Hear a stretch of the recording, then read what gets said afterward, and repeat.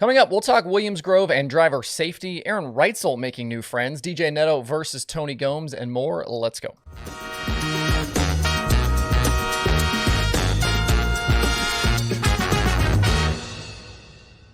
It's Monday, October 3rd. I'm Justin Fiedler. This is Dirt Tracker Daily. We'll start today off with the World of Outlaws at Williams Grove over on Friday. This was National Open weekend. Saturday show eventually postponed to October 22nd because of the remnants of Hurricane Ian, but they did push things along on Friday to try and get that program in. Early in the day, it looked like the rain might stay away long enough to get the show in, so they moved the start time up and were in hurry-up mode all night long. Things were going pretty good until right at feature time. They started to get some drizzle, but it was kind of coming and going, and they eventually went green after mixed reactions from the drivers. They ran 7 or 8 laps before a caution was called for rain. They added around a bit. They buzzed the track off, more mixed reaction from drivers, and they went racing again. The race was then red flagged on lap 11 when Brent Marks went for a big ride in turns 3 and 4. He ended up out of the ballpark, wiped out a billboard in the process. And according to Jeremy Elliott, Marks said the rain wasn't why he crashed, but from that point, the race never went green again, and Lance Deweese was declared the winner with just 10 laps complete of 25. Afterwards, we saw some reaction from drivers on social media. Jeremy got quotes from several drivers and race director Mike Hess, and as you might expect, things were pretty mixed. Some were okay with the decision-making, others were critical. This was a perfect example of a no-win situation for the series and the racetrack. If they cancel ahead of time or if they cancel mid-program, they catch hell. If they try and run the program, they catch hell. Some combination of teams and fans were going to be upset no matter what the call was. I do find it interesting, though, that drivers are given the opportunity to weigh in on what they think of track conditions and either don't offer an opinion or continue racing when they don't think it's safe. Give the thumbs down, pull off the racetrack, stop and talk to an official. Let them know it isn't safe. The guys in the tower are trying to make the best decisions they can, but they need the full picture and all of the information they can get. Should they have tried to race? I don't know. You've got Lance Deweese saying it was okay and praising Mike Hess. You've got Brad Sweet saying he wasn't sure. And then you've got Donnie Schatz on the complete other end of the spectrum saying no and being super critical of the series. So from these three opinions, what do? The series and officials aren't blameless in these cases, but then neither are the drivers. They have a voice and power, and they need to advocate for themselves. If everyone is saying no and the series pushes things along, then okay, we have a real beef with those who are making the calls, but that was not the case here. Driver safety needs to be at the top of the list at all times, but it's not just the responsibility of the series. It's on everyone, the series, the drivers, the teams, the crews. Everyone needs to be involved in these instances. As for the race itself, the Friday show is tied with a race at Bakersfield from 1990 as the shortest outlaw feature in history. It's only the third time that a race was called official before halfway. Deweese was the winner over Sheldon Hodenshield and Carson Macedo. David Gravel was 5th, and points leader Brad Sweet was 6th. Gravel is still 94 back, Macedo 134 out. And Jacob Allen's top 10 streak continued. He had a 7th place result. He's now got 16 consecutive top 10 finishes with the Outlaws. The series remains in Pennsylvania for another week with 2 nights at Port Royal coming up. Before we move on, I got a quick merch update. I've got some more decals on the way, including 2 new designs. I know I've been sold out of decals for a few weeks, and I've been wanting to do a restock. I'm hoping to have those available in the store later this week. Also, I've dropped the prices on a couple of items. If you want to grab some Dirt Tracker merch and support what I'm doing, head over to shop.dirttracker.com. And with the USAC National Sprint Cars, they had 2 shows over the weekend, Friday at Kokomo and Saturday at Lawrenceburg. Both races ended up with the same winner in Kyle Cummins. They were his 3rd and 4th national victories of the year. Friday night, he led 15 laps and outdueled Jake Swanson and Chase Stockin for the victory, with those other 2 drivers also leading laps. And Saturday at the Berg, Logan Seavey led early from the pole, but Cummins took over on lap 17 and drove on to the win. Points leader Justin Grant had weekend finishes of 8th and 3rd, while Brady Bacon was 5th and 6th. So not a ton of movement in those standings. Bacon picked up 6 points, but obviously not quite as many as he's going to need with just 5 nights left in the season. We won't see the USAC National Sprint Cars until October 28th at Kokopah.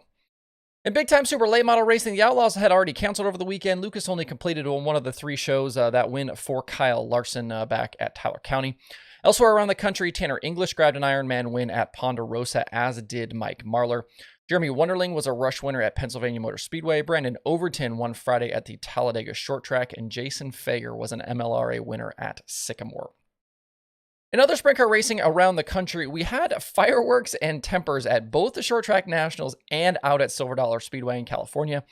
At I-30, in what was the final ever event at the Speedway before it sold to Copart, things got spicy late between Aaron Reutzel and Sam Hafertepe.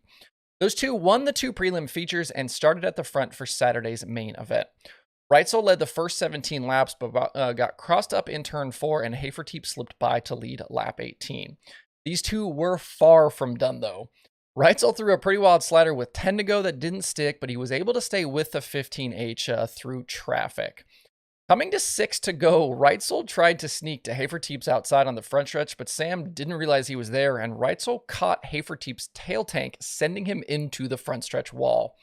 The 15H was able to continue even though the contact was pretty hard, but Reutzel actually also ended up with damage in that with front wing issues, and the front wing actually ended up completely folding over onto the hood. Hafertepe survived the final few laps to score the big Short Track Nationals victory.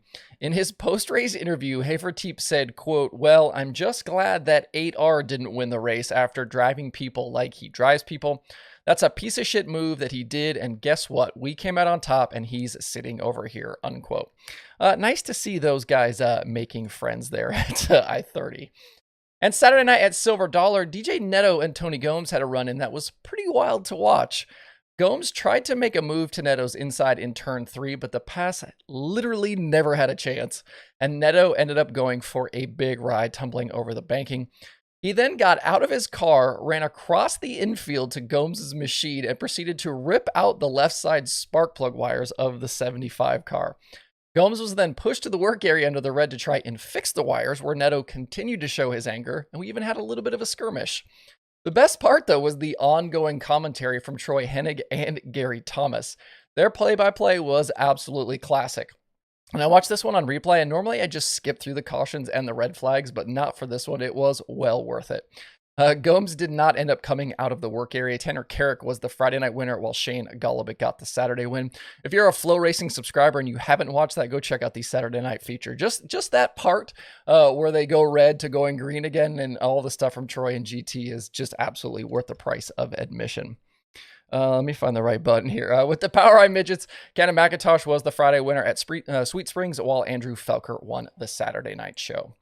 There are only 2 items on the streaming schedule today. DirtVision and YouTube have the finale for the iRacing World of Outlaws late models, and there is Flow Racing 24/7. To see the full daily streaming schedule with links to watch, visit dirttracker.com/watch tonight. Before we shut it down today, I wanted to talk briefly about Rick Eshelman. I don't normally talk about deaths on this show, as other people do a much better job of eulogizing than I can, but this one feels more important to mention. We found out Saturday that we'd lost Rick, who, if you don't know, was the announcer for the World of Outlaws late model series. Because of my own time working for World Racing Group, I'd known Rick for quite a few years. I'm not going to sit here and say that I was super close with him, but we always talked when he came through the office, and it's hard to not be a fan of a guy with the type of passion he had for the dirt racing community. He was so versed on the late model drivers, but when you heard him on the mic at an event like the World Short Track Championship, nothing was different. He could talk about the modified competitors or the other weekly racers just like he did for Brandon Shepard or Rick Eckert or Chris Madden. And when he wasn't in the booth, he was always helping somewhere with driver registration or whatever else he was needed to do. I have visions of him sitting at tables with Jonathan Clayton or Eric Grigsby or Jimmy McGill, getting drivers signed in, handing out passes and paperwork. And the last time I saw Rick was during one of these times when he was working, but not in a booth on a microphone. I took my little guy to Millbridge earlier in the year for the Extreme Outlaw Midget show, and there was Rick helping get cars lined up for staging. I walked by and obviously gave him crap for being a late model guy at a midget race. We talked briefly, and then I went on my way as he continued with his radio and his clipboard. Rick Eshelman and what happened over the weekend is the perfect example of not knowing what people around you are dealing with. Loved by the community, awesome at what he did, and now suddenly gone. Let's use this as a reminder to check in on those that we care about, and that dirt racing stuff, not that serious, ultimately supposed to be a good time. If you or someone you know is having trouble, the Suicide and Crisis Lifeline can be reached by dialing 988, texting 988. You can also call 1-800-273-8255 or get help at 988lifeline.org.